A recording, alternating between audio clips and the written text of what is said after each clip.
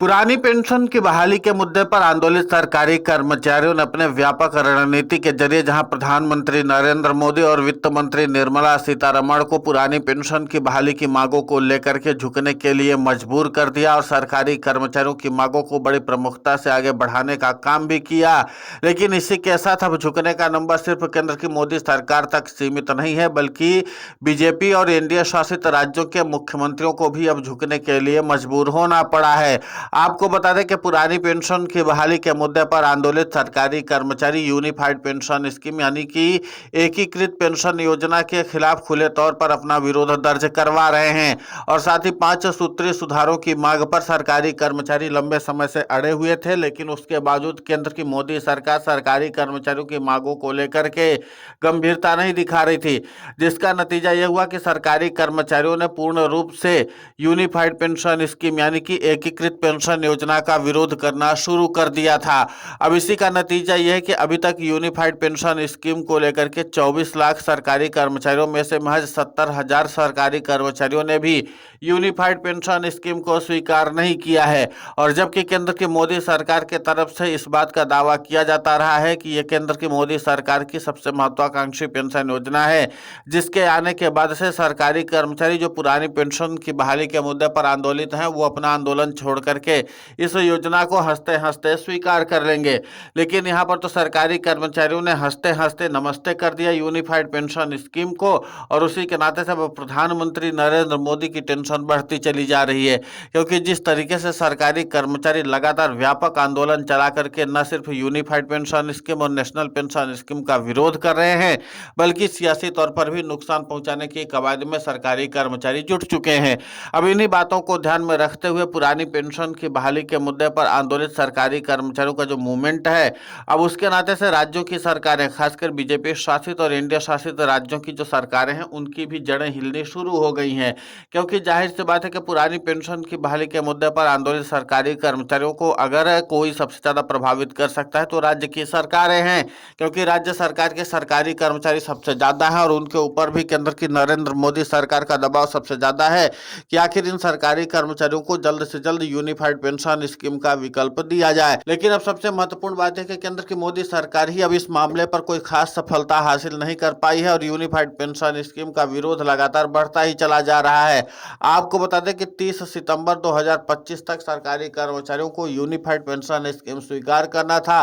लेकिन यहाँ पर सभी आला दर्जे के अधिकारी बैठे रहे। उनको ये लगा कि यूनिफाइड पेंशन स्कीम को लेकर के जो आपत्तियां सरकारी कर्मचारियों की होंगी उनको दूर किया जाएगा और फिर उनको यूनिफाइड पेंशन स्कीम के साथ जोड़ा जाएगा। लेकिन सरकारी कर्मचारियों ने यूनिफाइड पेंशन स्कीम को लेने से साफ तौर पर मना कर दिया है। यानी एक तरह से ये मान लिया जाए कि यूनिफाइड पेंशन स्कीम पूर्ण रूप से फ्लॉप हो चुकी है, क्योंकि सरकारी कर्मचारी 5 सूत्रीय सुधार पर अड़े हुए थे। लेकिन अब सरकारी कर्मचारियों ने उस 5 सूत्रीय सुधार की मांग को भी छोड़ दिया है, क्योंकि सरकारी कर्मचारियों को लगता है कि अब सिर्फ हूबहू पुरानी पेंशन की बहाली होनी चाहिए। और इसी के नाते से पुरानी पेंशन की बहाली का मुद्दा लगातार गर्माता चला जा रहा है और खासकर सरकारी कर्मचारी बिहार के विधानसभा चुनाव को ध्यान में रखते हुए अपने आंदोलन को और भी ज्यादा तेज करने की कवायद में जुटे हुए हैं, क्योंकि सरकारी कर्मचारियों का एक ही मकसद है कि इस बार बिहार में कम से कम एनडीए की सरकार का सत्ता परिवर्तन हो जाए और यहाँ पर जो नई सरकार आने वाली है कम से कम सरकारी कर्मचारियों को पुरानी पेंशन का लाभ देगी।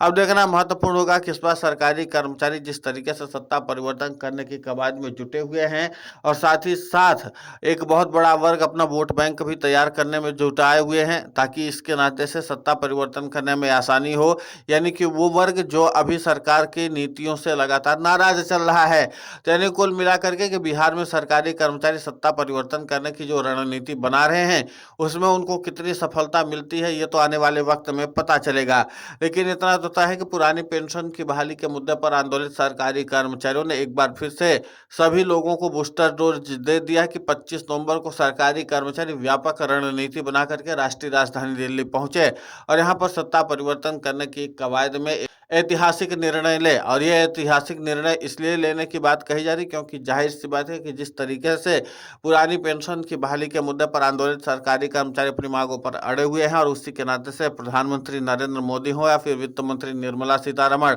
अब सभी के पास एक ही रास्ता बचा है। या तो पुरानी पेंशन की बहाली के मुद्दे पर आंदोलित सरकारी कर्मचारियों की मांगों और प्रभाव को देखते हुए यूनिफाइड पेंशन स्कीम में ताला लगा दें, यानी कि उसको पूर्ण रूप से बंद कर दें और इस बात को स्वीकार कर लें ये योजना सरकारी कर्मचारियों के लाभ से जुड़ी हुई नहीं है। दूसरा विकल्प यह है कि पुरानी पेंशन की बहाली के मुद्दे पर आंदोलित सरकारी कर्मचारियों की सभी प्रमुख मांगों को मान लिया जाए और उनकी मांगों को प्रमुखता के आधार पर पूरा करने की कोशिश की जाए। लेकिन यहाँ पर भी सरकारी कर्मचारियों को लेकर के कई सारी दिक्कतें हैं। अब उन तमाम दिक्कतों का समाधान कब तक में हो पाएगा ये कह पाना तो मुश्किल है, लेकिन इतना तो तय है कि यूनिफाइड पेंशन स्कीम को लेकर के अब केंद्र की मोदी सरकार के साथ साथ राज्यों की बीजेपी शासित और इंडिया शासित सरकारों के लिए मुश्किलें बढ़ गई हैं, और उनके लिए भी अब पुरानी पेंशन की बहाली के मुद्दे पर आंदोलित सरकारी कर्मचारियों के आगे झुकने के अलावा कोई और विकल्प रह नहीं गया है। क्योंकि पुरानी पेंशन की बहाली के मुद्दे पर आंदोलित सरकारी कर्मचारी अब हर हाल में सत्ता परिवर्तन करके पुरानी पेंशन का लाभ चाहते हैं,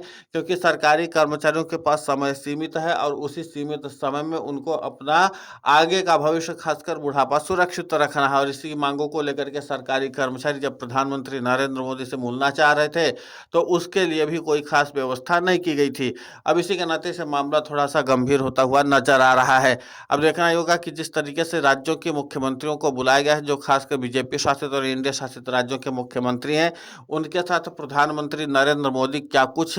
बातचीत करते हैं, और खासकर जो पेंशन विभाग के सचिव वी श्रीनिवास और कैबिनेट सचिव टीवी सोमनाथन, वो भी इस मामले पर क्या निर्णय देती है, सब कुछ देखना महत्वपूर्ण होगा। फिलहाल इस पूरे घटनाक्रम को लेकर के आपकी प्रतिक्रिया बहुत महत्वपूर्ण होती है, आप हमें कमेंट करके जरूर बताएं। साथ ही पुरानी पेंशन की बहाली के मुद्दे पर हम लगातार आंदोलित होकर के खबरें चला रहे हैं। आप हमारे समर्थन के चैनल को सब्सक्राइब करें, खबर को ज़्यादा से ज़्यादा शेयर करें ताकि पुरानी पेंशन की बहाली का मुद्दा और बुलंद हो।